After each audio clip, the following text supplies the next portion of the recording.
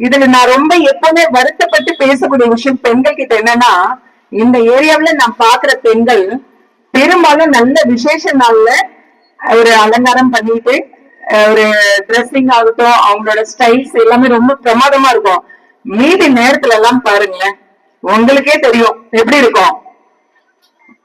என்னது? கொஞ்சம் சவுண்டா சொல்லுங்க, எல்லாருக்கும் கேட்கட்டும். ஆமா, அதுதான் அவங்க சொன்னதுதான். இதெல்லாம் முதல்ல மாறணும். ஆள் பாதி ஆடை பாதி. முதல்ல இந்த நைட்டிங்கிறது வீட்டுல போடுறதுக்கு அது எல்லாரும் மறந்துடுறீங்க. எங்க வந்தாலும் 3 கிலோமீட்டர் டிராவல் பண்ணி போனா கூட அந்த நைட்டில தான் போகணும்னு அடம் பிடிக்கிறீங்க. இந்த கான்செப்ட் எல்லாம் முடிங்க. இந்த பெரும்பாக்கம், செம்மஞ்சேரி, கண்ணகி நகர் இந்த ஏரியாவை பத்தி பெரும்பாலும் வெளியே தப்பான கண்ணோட்டங்கள் இருக்கு. அந்த கண்ணோட்டத்தை இன்னும் ஊக்கப்படுத்துற மாதிரி தான் நம்மளுடைய நடவடிக்கைகள் இருக்கு. முதல்ல அதை மாத்தணும். இதுக்கெல்லாம் மேல பெண்கள் அவங்களுக்குள்ள ஒரு செல்ஃப் லவ் வளர்த்துக்கணும். நம்மள நம்ம நேசிக்கணும். ஆண்கள் பிறந்ததுல இருந்து இறக்குற வரைக்கும் ஒரே மாதிரிதான் இருக்க போறாங்க. உடல்நிலையில எந்த மாற்றம் வருதில்லை. ஆனா பெண்களுக்கு அப்படி இல்லை இல்லையா? கல்யாணம், திருமணத்துக்கு அப்புறம், குழந்தைகளுக்கு அப்புறம் பெண்களோட உடல்நிலையில நிறைய மாற்றம் வருது. யாருமே கேர் எடுத்துக்கிறது இல்ல. அதுல முக்கியமான விஷயம் இந்த உணவு பழக்கம். அது ஒருத்தர் கூட எத்தனை பேர் காலையில சாப்பிட்டீங்க கை தூக்குங்க. காலையில எல்லாருமே சாப்பிட்டவங்க கை தூக்குங்க. இல்ல, பாதி பேருக்கு மேல காலையில சாப்பிடல. இது என்ன பழக்கம் முதல்ல? அப்ப நம்ம உடம்பு கெடுத்துக்கிறதுக்கு நாமளும் முதல் காரணியா இருக்கோம்ல. காலையில வீட்டுல சமைக்கிறோம், கணவருக்கு கொடுக்கிறோம், குழந்தைங்களுக்கு கொடுக்கிறோம். ஏன் நம்ம சாப்பிடறதுக்கு என்ன பெரிய தியாகிகளா? ஐயோ, நான் வீட்டுல நிறைய வேலை பாக்குறேன், நேரமே இங்க சாப்பிட. நீங்க 30 வருஷம் வாழ்ந்து முடிச்சதுக்கு அப்புறம் உங்களுக்கு யாராவது தியாகி பட்டம் கொடுக்க போறாங்களா? எங்க வீட்டுக்கு வந்த மருமகள் பெஸ்ட் மருமகன் யாராவது உங்களுக்கு பட்டம் கொடுக்க போறாங்களா? அதெல்லாம் ஒண்ணும் கிடையாது. முதல்ல உங்க உடல் நலத்தை கவனிச்சுக்கோங்க. இதுல பெரும்பாலும் பாத்தீங்கன்னா காலையில நம்ம ஆண்களை பார்த்து என்ன சாப்பிட்டீங்கன்னு கேட்டா 4 இட்லி சாப்பிட்டேன், இல்ல 2 சப்பாத்தி சாப்பிட்டேன்பாங்க. ஆனா பெண்களை கேட்டு பாருங்களேன். என் பையனை ஸ்கூலுக்கு அனுப்பும் போது இட்லி ஊட்டினேன், மிச்சம் மீதி மீந்தத நானே சாப்பிட்டுட்டேன். வீட்டுக்காருக்கு டிஃபன் பாக்ஸ்ல சாப்பாடு கட்டினேன், மீதி மீந்தத உள்ள போட்டுக்கிட்டேன். எல்லாத்தையும் உள்ள போடுறதுக்கு இது என்ன குப்பை தொட்டியா? இந்த வயிறு அதை நம்ம குப்பை தொட்டியா தானே ட்ரீட் பண்றோம். வேஸ்ட் எல்லாம் போடுறதுக்கு. ஏன் ஃப்ரெஷ்ஷா 4 இட்லி வச்சு சாப்பிட்டு அவங்க வீட்டுல யாரும் அடிக்க போறாங்களா? இல்ல, நீங்களா உங்களுக்குள்ள ஒரு தியாக மனப்பான்மையை வளர்த்துக்கிறீங்க. அதெல்லாம் விட்டு தள்ளுங்க. நீங்க தியாகிகள் இல்ல, இந்த குடும்ப தலைவி, நல்ல குழந்தைங்களுக்கு ஒரு தாய்.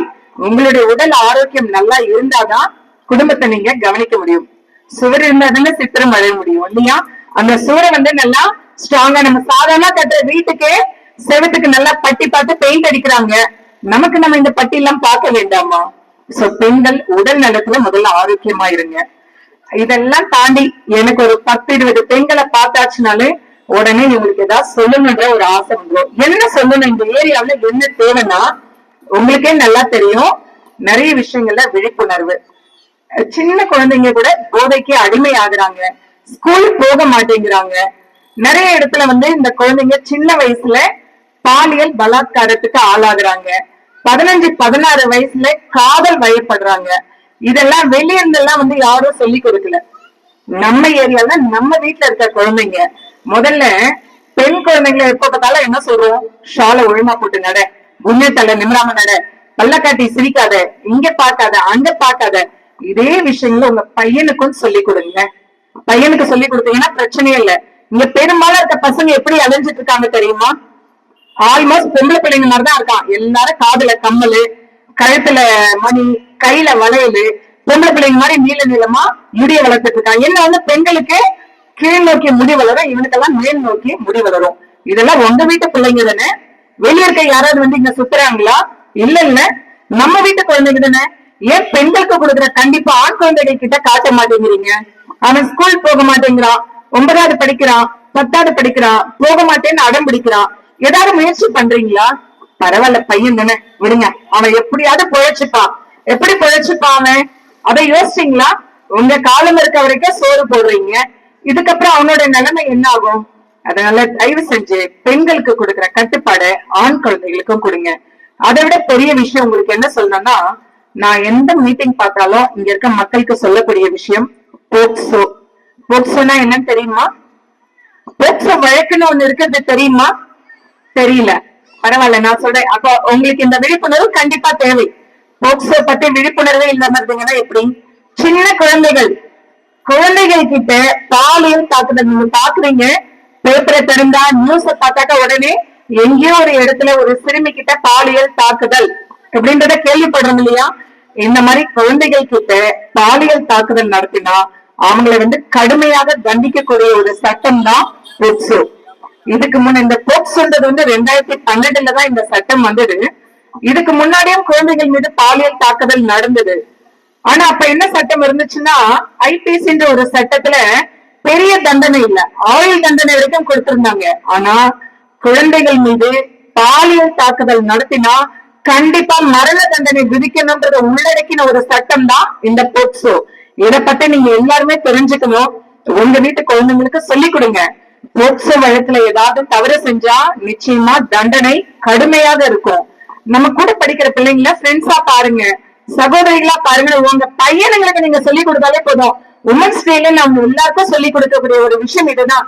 சும்மா பெண்கள்ன்றதை விடுங்க, பையன்களுக்கு முக்கியத்துவம் கொடுங்க.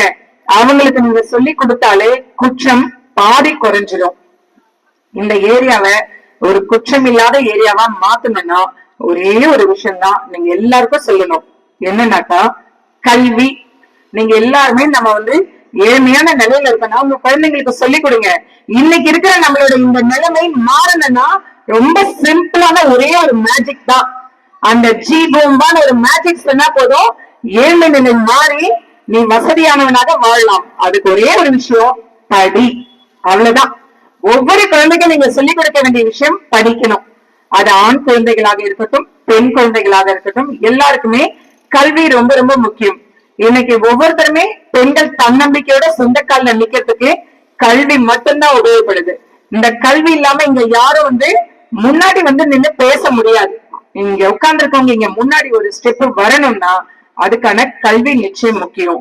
சோ இத பாக்குறவங்க, நம்ம குழந்தை நாளைக்கு இந்த மாதிரி ஒரு நல்ல இடத்துக்கு போகணும்னு நினைக்கிறவங்க சிம்பிளா நீங்க எதுவுமே பண்ணாதீங்க. பிள்ளைங்களை நல்லபடி படிக்க வச்சாலே போதும். கல்வி நமக்கு இலவசமாவே கிடைக்குது. நம்ம ஏரியாவில இல்லாத பள்ளிக்கூடமா, நம்ம ஏரியாவில இல்லாத கல்லூரியா, ஐடிஐ எல்லாமே இருக்கு. இலவச கல்வி தானே. நீங்க என்ன கல்விக்காக ரொம்ப கடினமா உழைக்க வேண்டிய அவசியம் இல்லை.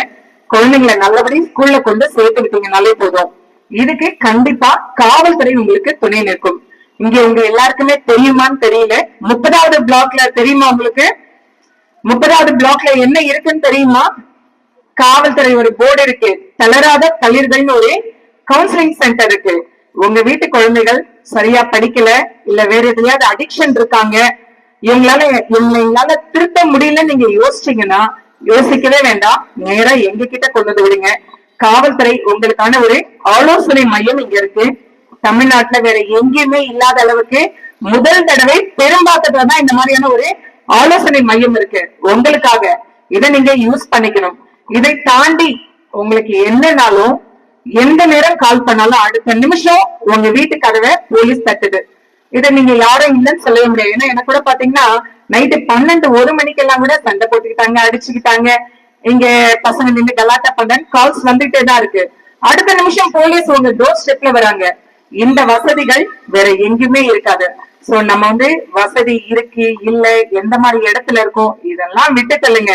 அவங்க குழந்தைகளை அவங்க ஒழுக்கத்தோட வளர்த்தாலே இந்த ஏரியா மிகச்சிறந்த ஏரியாவாக தலையெடுக்கும்.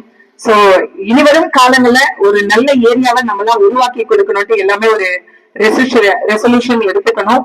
இந்த மகளிர் தினத்துல அவங்க எல்லாருக்குமே திருமணம் நான் இதை ஒரு வேண்டுதலா வச்சு முடிச்சுக்கிறேன். Thank you so much.